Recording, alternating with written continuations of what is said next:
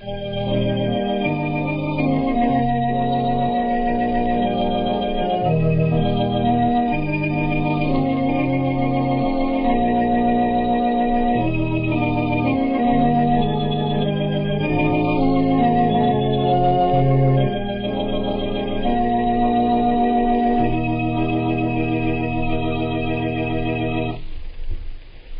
now, get ready to smile again with radio's home folks, Vic and Sade, written by Paul Wright.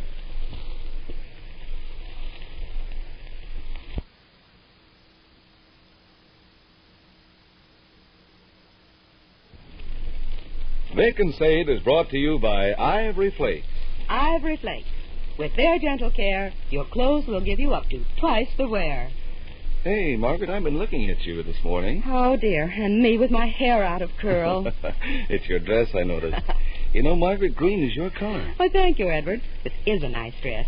Just wish I had another one like it. No, always wishing for something you haven't got. Well, what else can a person wish for? Guess you got something there. And in this dress, I've got something, too. Well, I told you, it looks swell. Well, what I mean is, I couldn't get such nice material this year for twice the money. Then settle for twice the wear from what you have. That's just what I'm doing.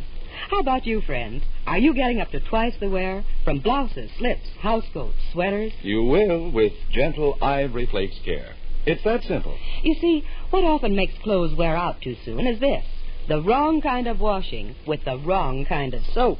We saw dozens of tests made. Here's an example of how they were done. 3 blouses were bought. All exactly alike. Same price, same color, same make. Then 1 blouse was washed the wrong way. 1 blouse was washed gently, the Ivory Flakes way, and 1 blouse wasn't washed at all. Well, when we compared those blouses, we could hardly tell the one washed in Ivory Flakes from the brand new one. But the 3rd blouse, the one washed the wrong way. Oh, it was a sight. Seams sprayed, colors faded. The moral? Change to Ivory Flakes care. For all your nice clothes, lingerie, Sweaters, rayon dresses, rayon stockings, too. You know, other tests were made. stocking strain test. They showed that rayon stockings washed in Ivory Flakes lasted twice as long as those washed with the wrong kind of soap. And if you want better fit from your rayons, Then wash them every night in Ivory Flakes. Ivory Flakes are the flake form of baby's ivory soap. Need we say, that guarantees their mildness, their purity. Need we add, with Ivory Flakes care, nice clothes give up to twice the wear. Now back to Vic and Sade.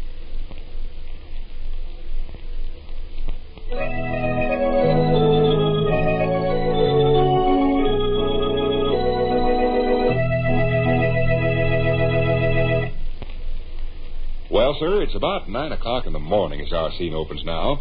And here in the living room of the small house halfway up in the next block, we find Mrs. Victor Gook all by herself. Mrs. Gook is at the telephone chatting briskly with her close friend and confidant, Mrs. Frederick Stembach. Listen. I know, Ruthie, I know. And I guess I must be getting old because the whole thing completely slipped my mind. Oh, I can make it all right. No, I'll be there. Yes, sir, 10 o'clock on the dot. Ha-ha, the Hamilton's underwear. I suppose you were going to phone Miss Trogel anyway, huh? Uh-huh. Well, you girls waltz right ahead, and I'll meet you like we planned. Hello, lady. You bet, Ruthie. Oh, say, just a second. Yes. In the living room, are they saying? Yes, Uncle Fletcher, in the living room. Uncle Fletcher just come in the kitchen, Ruthie. I'll have to ease him right out again. Oh, golly, he's got oodles of trash to get out of the way. Oh, boy. Hey, honey, I wish to apologize if I in any way, shape, or form Well, interrupted you. it'll probably be all right, Ruthie, but like I say, I'll be there. Oh, excuse me. I never realized you're speaking over the telephone. I'll be there, and I'll be there prompt at 10 o'clock. All right, Ruthie. You betty, lady. Goodbye. Well, good morning. Good morning, Sadie, honey. Glorious day. Yes, it is. Sadie, honey, I wish to apologize if I'm in any way, shape, or form interrupting you in your work. Oh, well, you are. I felt that certain matters requires prompt action. Because I got a bushel of chores to get out of the way and then rush around and make myself presentable to hurry downtown and meet Miss Stembottom and Miss Trogel. Yes, I know. Well, I'll explain to you the reason. No, you don't know. On account of the 4th of July, splitting up the week and all, I completely forgot I'd arranged with Miss Stembottom and Miss Trogel to go to a sale at Yambleton's this morning. Completely forgot. Miss Stembottom just called and reminded me. That was her on the phone just now. And I'm due downtown in an hour. Yes, I know, fine. That's the way it works out sometimes. Sadie, honey, I felt it was my duty to stop past and put you privy to certain facts. Uncle Fletcher, I don't believe you listened to one word I said. No. Well, listen then. I felt it was my duty to put you privy to certain facts in order that you might be prepared. I haven't got time to be put privy to certain facts. It's after 9 o'clock now, and I'm supposed to be in Yamilton's department store prompt at 10. How about this afternoon? I expect to be here all afternoon. Vic at the office, are they? What? Vic? What about him? Is he at the office? Oh, naturally. Well, I wouldn't know.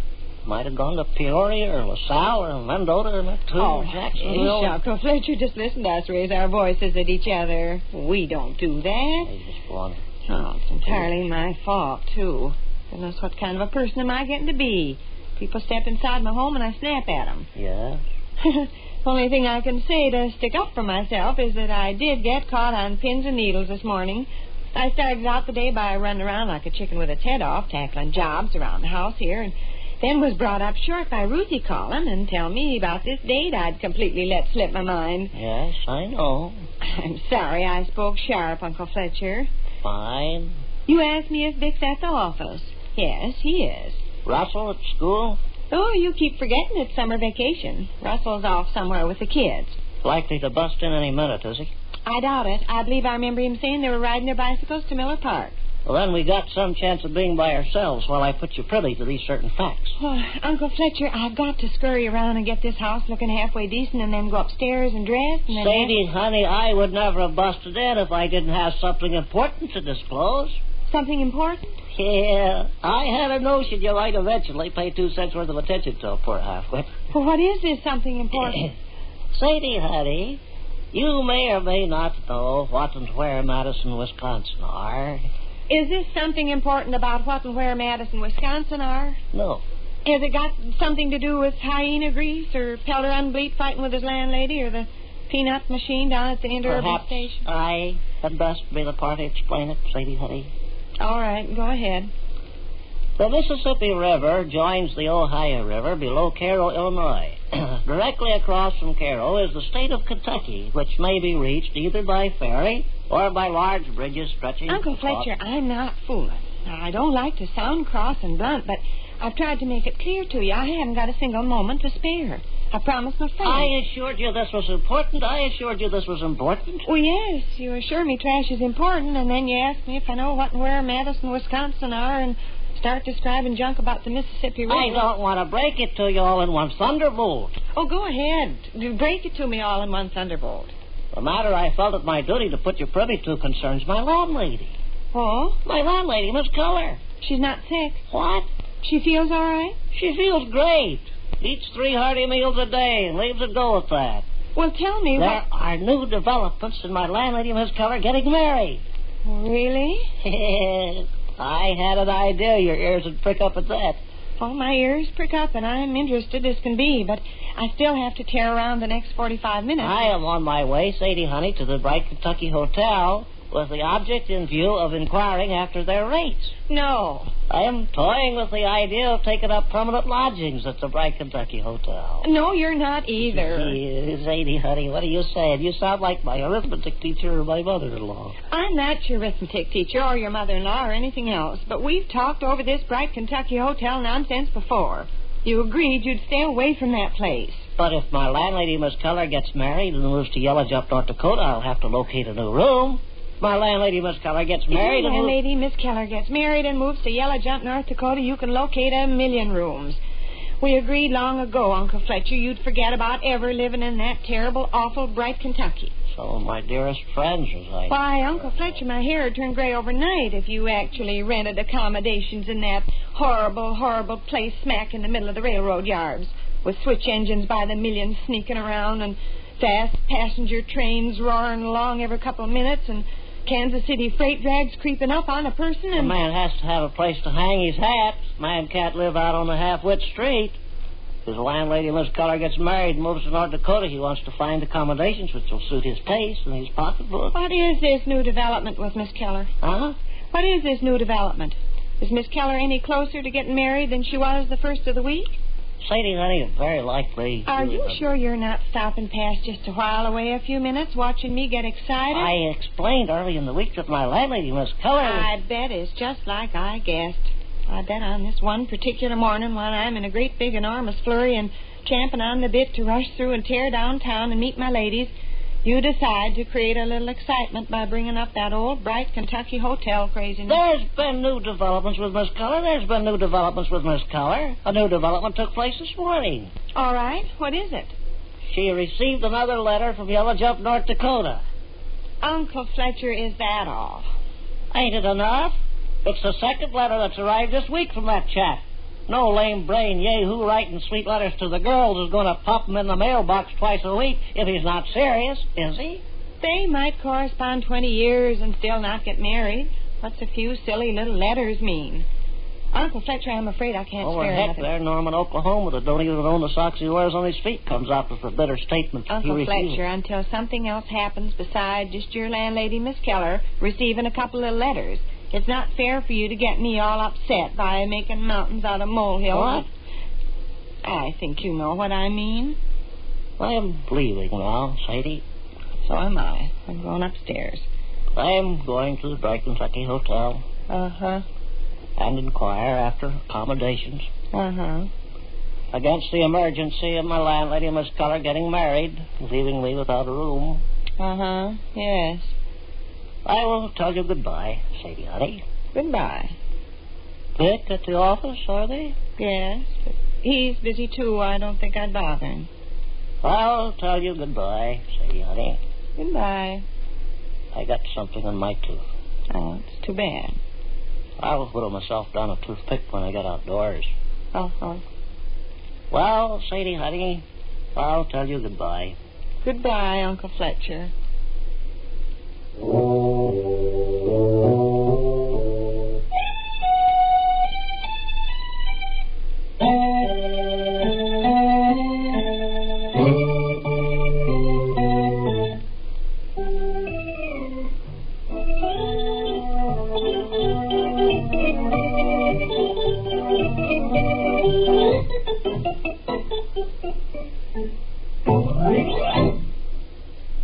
Which concludes another brief interlude at the small house halfway up in the next block.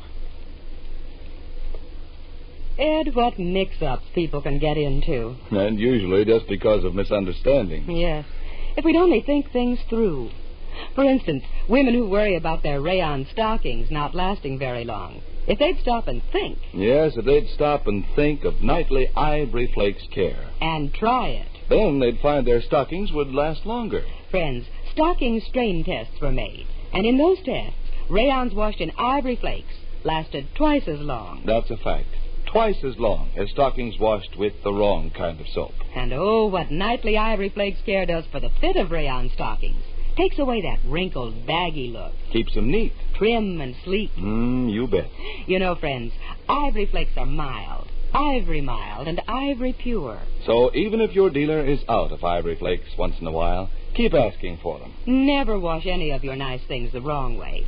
Always give blouses, housecoats, slips, gentle Ivory Flakes care. You'll get up to twice the wear. Again Monday, join in the fun with Vic and Sade. Same time, same station. This is Ed Hurley and Margaret MacDonald saying good day for Ivory Flakes.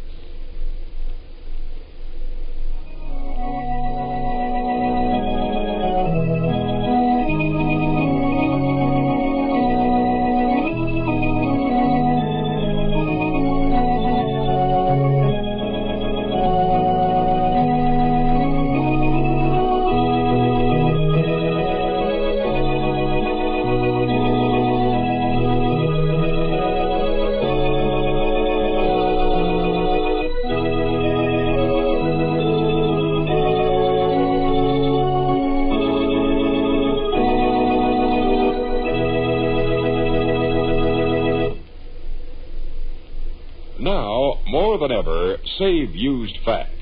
The war isn't over. The need for used fats isn't over. Save used fats. This is the National Broadcasting Company.